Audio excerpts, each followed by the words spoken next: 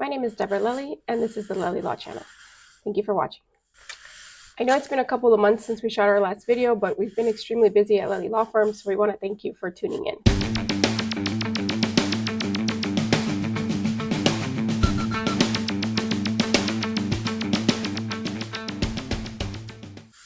We want to get started and talk about the Jennifer Crumbley trial out of Michigan. Jennifer Crumbley was found guilty of 4 counts of involuntary manslaughter after her son killed 4 students at a high school in Michigan in 2021. Both parents were charged. However, the cases were severed. The mother's case just concluded when she was found guilty. However, she has not been sentenced yet, and the father's case has actually just begun. Since the mother's case has concluded, I want to take you and talk a little bit about the mother's case, and I want to hear your thoughts about what you think. This case is an unprecedented case because never in U.S. history have the parents been charged by the shootings carried out by their children. So what do we know? The shooting took place November 30th, 2021. Jennifer Crumbley and her spouse are not charged formally until December 3rd. Jennifer's trial lasted about 2 weeks. Jennifer Crumbley was represented by Shannon Smith. Shannon Smith is a defense attorney out of Michigan. Now, in the comments, I'd love to hear what you think about Shannon Smith. I know there was a lot of talk and a lot of videos posted on TikTok about Shannon Smith and her representation throughout the trial.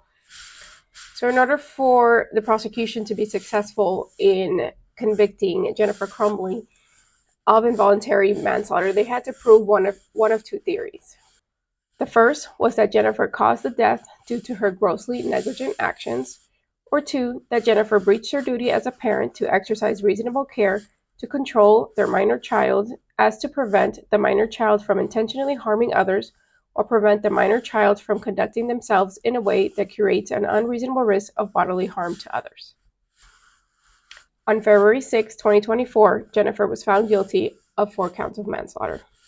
Some of the witnesses that the prosecution team put on testified that Jennifer had a barn, she was into horses, and spent most of her time out on the barn and neglecting her son. Some of these witnesses testified that she called her son weird, she called her son a oopsie baby. One of the state's witnesses was a man named Brian Malaki, maybe slaughtering his last name. However, the state introduced this witness because he was a friend of Jennifer Crumbley. However, the defense had filed a motion in limine prior to the trial to preclude any testimony from an extramarital affair that they had. However, in cross-examination from the defense attorney, she actually started questioning relatively close to that extramarital affair. So what happened during that portion of the trial is that they took a break from the jury went out, and the defense attorney actually decided to basically withdraw that motion. And there was a whole discussion about whether Jennifer Crumbley knew what was going on, and she knew that that testimony was going to be brought in. There was a whole discussion from the prosecution side, and they actually had Ms. Crumbley swear under oath that she understood what was happening. She stated that she trusted her attorney, and they proceeded. So Mr. Malaki, the Brian man, he had to testify to the affair, even though he believed when he did testify that that information was not going to be brought out in public. However, the defense attorney brought that information out because she was trying to demonstrate that he was being threatened by law enforcement to testify because he was interviewed on multiple occasions. So she was trying to show that he was being threatened with his firefighter pension, and that based on the conversation that he was having with law enforcement, they were threatening him to change his story and to change the information that he was providing to law enforcement. However, during his testimony, during his interviews, he never changed his story. He never actually admitted to being threatened. Another thing that defense was trying to prove with Mr. Malaki, she was trying to demonstrate that the affair took place during times where her son was in school, or times where the child was not, or the child would not be neglected. I believe this witness was actually hurt the defense more than it actually helped. So unfortunately, I don't think this was a good witness for the defense, even though he was actually being called by the state. I believe that withdrawing that motion in limine was probably more prejudicial to Ms. Crumbley than beneficial. The state concludes their testimony with multiple witnesses, including Molly Darnell, Christy Gibson Marshall, Cammie Back, Special Agent Brett Brandon, Edward Wagroski, Kira Bennacock, Sean Hopkins, Nick Ejak, Sergeant Joseph Bryan, Andrew Smith, Amanda Holland, Detective Adam Stoyak, just multiple witnesses that the prosecution side put on. So once the state rests, the defense does not have to do anything. The defense does not have to put on their own show. The defense does not have to testify. The defendant does not have to testify. And in this case, the defendant chooses to testify, and that's something that would have been discussed between Ms. Crumbley and her attorney. In this case, since she was found guilty, it might have been better that she did not testify. However, she does have a right to testify, but of course she also has the right to remain silent. Problem with testifying is that the moment you do testify, you open that door and you have the prosecution team, which is going to cross-examine you. Now, there was a couple issues the moment she did testify, because the moment she testified, she also testified to some information, to some communication that she had with her defense attorney. Now, communication with defense attorneys are privileged information. That information is privileged and not privy to anyone else. However, there was issues regarding flight in this case. So prior to the Crumbleys being arrested, there was communication that she testified to that she was waiting on communication from her attorney whether they should turn themselves in or what they should do. And so that became an issue for the court to determine whether the prosecution team could cross on flight and whether they could see a string of text messages that was communicated between the attorney and herself. So that was another issue that came out during trial. And unfortunately, because that was something that was communicated between the two, unfortunately, the judge was able to read that communication between them, a limited scope, but she was able to read that. And then the prosecution was able to cross-examine her on those text messages. So she opened a door that she didn't intend to open. And I feel that during this trial that happened quite often on the defense side. And it was more prejudicial for the defense. Because she opened that door, the prosecution side was able to use those text messages. They were able to read those text messages, and those text messages regarding flight were able to come into evidence. And that was something that the defense side was not prepared for. The prosecution submitted journal entries from the shooter where he states that he got his 9mm as a Christmas gift. Ms. Crumbley denies that she knew that particular day they were going to get that gift. She stated that it was her husband who got the gift. They talk about him asking for help in his journal. He asked his parents for help.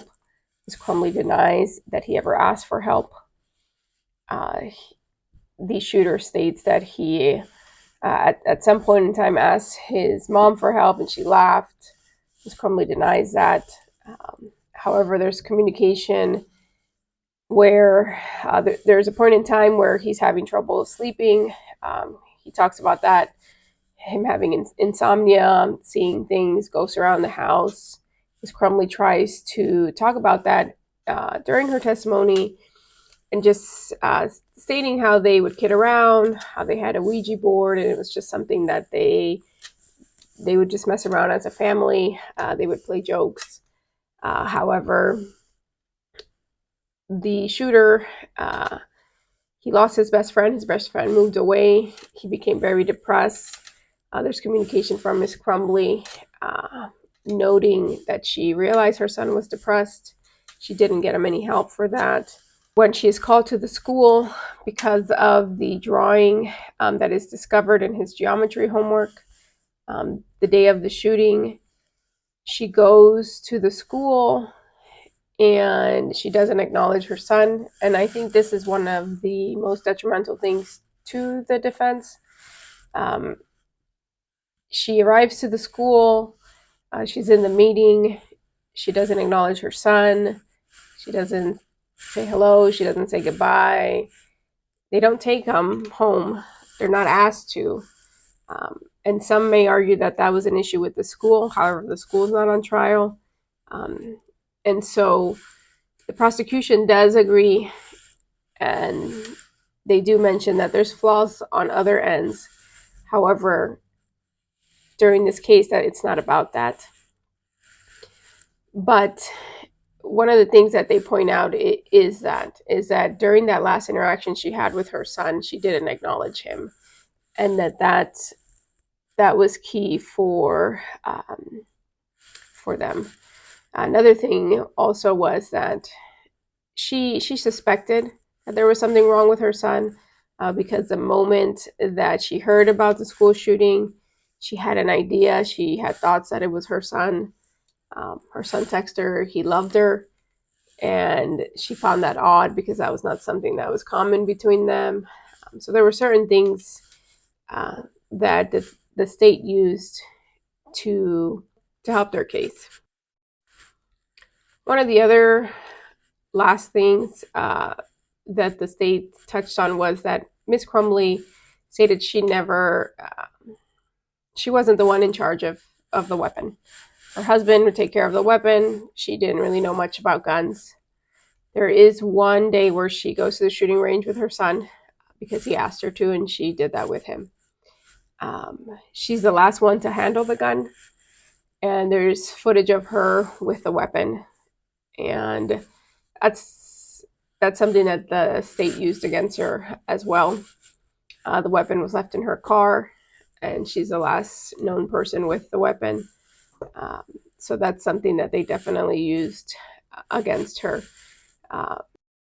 So let me know your thoughts. I would love to hear what you think about Jennifer Crumbley's case, how you think this is going to affect other cases, not just mass shooting cases, but do you think this type of case might affect other similar cases or other cases in general where a child commits a crime and the prosecution might come after the parents for their children's crimes?